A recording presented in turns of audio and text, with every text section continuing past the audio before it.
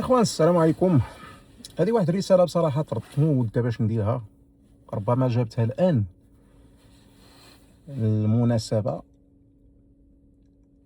او مده هادشي وانا كنشوفو، لكن ما عمري ما كنت كنبغي ندخل فيه او نتكلم فيه.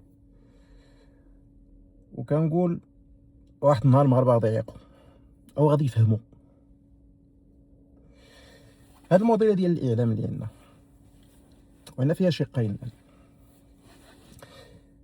الشق الاول رساله غادي نوجهها للدوله المغربيه والمسؤولين فيها، ونتمنى فقط هذه الرساله توصل.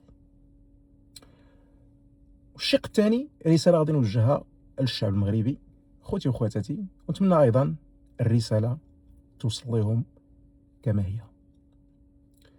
فيما يخص الدوله المغربيه بغيت نسولها على دوك المؤثرين والمؤثرات اللي جبتو في هاد كاس افريقيا، بحد علمي انا تخسروا عليهم فلوس.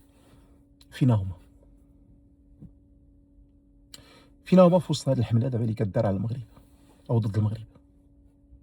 الناس جات كلات وشربات مع راسها، تسالات، تعوضات، لكن في الوقت اللي سخن الطرح واحد الحمله المسعوره اللي كدار على المغرب من كاع الجهات، من كاع البلدان تقريبا، فين هما هاد الناس؟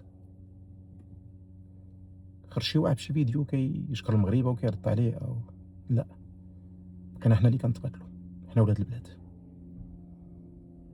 حنا ولاد ديك الارض، حنا بوحدنا دابا اللي كندافعوا وكنوعيو الناس ونحاولوا نفهموا الناس شنو وقع، ونحاولوا نديروا مجهود ونحاولوا. حنا اللي ما لقينا حتى بيه باش ندخلوا للتيران،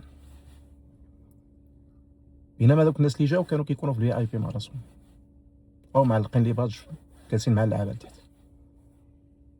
حنا بيه ديال الماتش ما لقيناهاش.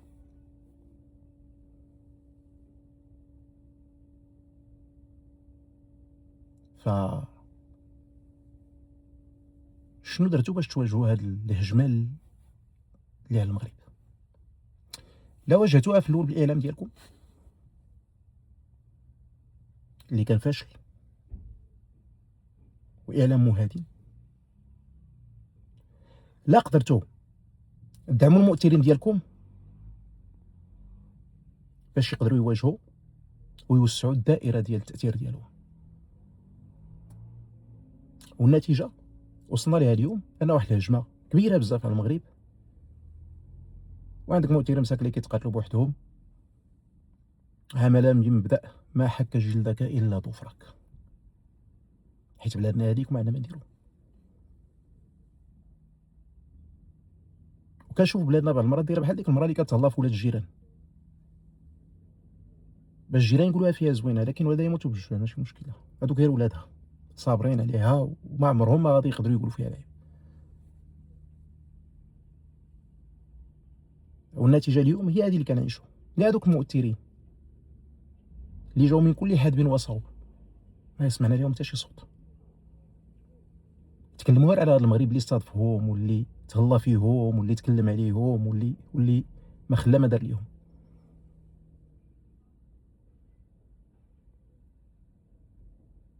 ف نتمنى فقط تعيدوا النظر في هذه المساله. الرساله الثانيه للشعب المغربي او اطياف من الشعب المغربي، لان حتى هو مسؤول. وربما المناسبه اليوم كتحتم علينا باش نقولوا هذه في وجهه.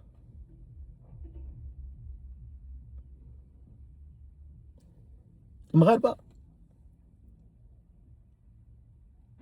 انتم ولاد بلادكم اللي كيتقاتلوا، كيطلبوا منكم بعض المرات غير البارطاج، ما كتبارطاجيوش. كتلقى الفيديو او اللايف شايفينه 6000 واحد، 200 واحد اللي دايرين ليك لايك. ما كتطلب شي حاجه كبيره، ولا كتطلب الاشتراك، لان الاشتراك كتجي صعيبه يدير لك اشتراك.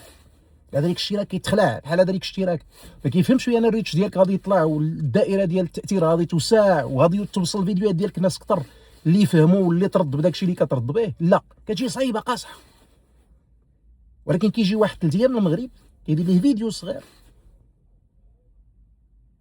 جاي من شي قرطاخنا، وكتلقى كيبارطاجي ليه مقاله واللايكات والتعاليق ومرحبا بك عندي في الدار والكادويات. ولاد بلادكم ما كيطلبوا منكم والو، كيقول لك بارطاجي ودي باش توصل المعلومه، ما كيقول لكش هذيك الاشتراك ما ديرهاش، انت حر، لان عارفو كتجيك ثقيله على القلب ديرها وما كديرهاش. واليوم في هذه الهجمه دابا اللي شفتوا في هذا الشيء اللي وقع، شفتوا المحبه ديال دوك الناس كلهم ليكم، كاين منهم كاع يوتيوبرز اللي كنتو ما عرفت شنو دايرين بهم، هما بداو كيسبوكم دابا بلا ما نذكر البلد بلا ما نذكر الناس. وما باش ما يفهمنيش شي حد غلط، كاين يوتيوبرز في المغاربه اللي عايشين في المغرب، هذوك ما كنهضرش عليهم، لان هذوك كاين منهم اللي كتحسبهم ولاد البلاد وعندهم حتى هما ديك الغيره، هذوك ما كنتكلمش عليهم، انا كنتكلم على الناس اللي كتجي 3 و 4 ايام وكتجي من برا وكتجي، باش ما يتفهمش كلامي غلط.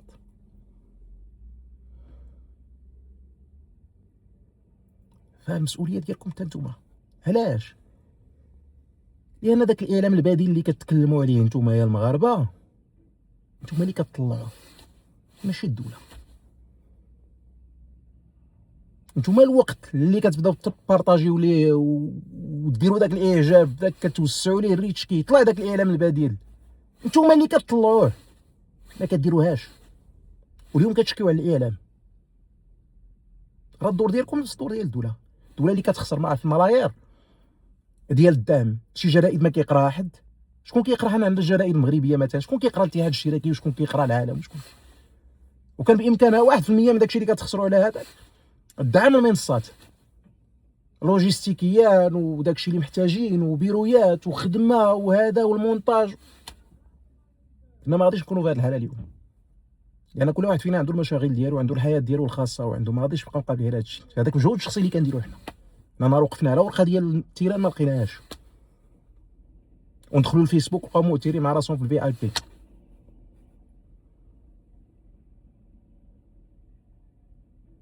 فما نبكيوش اليوم على الاعلام، ما نبكيوش على الاعلام في المغرب، لان كلنا عندنا في يد. لا المسؤولين اللي بالنسبه لهم ولاد البلاد ماشي مهمين، ما مسوقينش ليهم، هذوك غير ولاد البلاد، ولا نتوما كشعب وفئه كبيره اللي كيبكيو اليوم على الاعلام البديل، ولكن عمرهم ما عاونوا ولاد بلادهم باش يكونوا هما داك الاعلام البديل.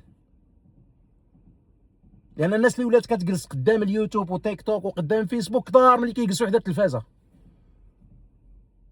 انا الوقت اللي كنت كندير لقاءات مع ناس مهمين كانوا كيعيطوا لي قنوات مغربيه باش نعطيهم التليفونات ديال دوك الناس اللي كيدوزوا معايا في اللايفات.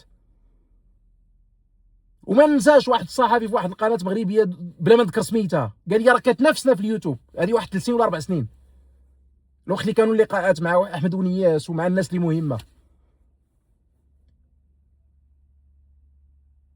اذا الاعلام البديل انت كمغربي كتصنعو، ما تنساش الدوله ديرو ليك. واش كدير واجبك في هذا الاعلام البديل؟ ما كديروش. فما تبكيلياش اليوم على الاعلام. ومسؤولين اللي واقفين قدام هذا الشيء دابا اللي كنشوفوا اليوم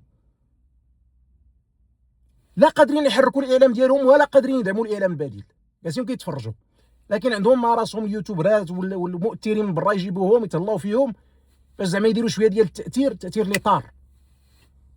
سولهم اليوم فيما هما دوك الناس، واش خرج فيهم شي واحد فيديو كيشكر المغرب وكيقول هاد الهجمه اللي عليه كيفاش دايره، ولا كيوقف مع المغاربه او كيدعم الدوله المغربيه دابا في هادشي اللي كاين وكيرد الهجمات ديال ولاد بلادو نيت. كلشي خايف على المتابعين ديالو عمي، واش انا مغربي راه مسوق ليه صافي داكشي اللي عطا الله عطا الله. خلي المغاربه يتقاتلوا.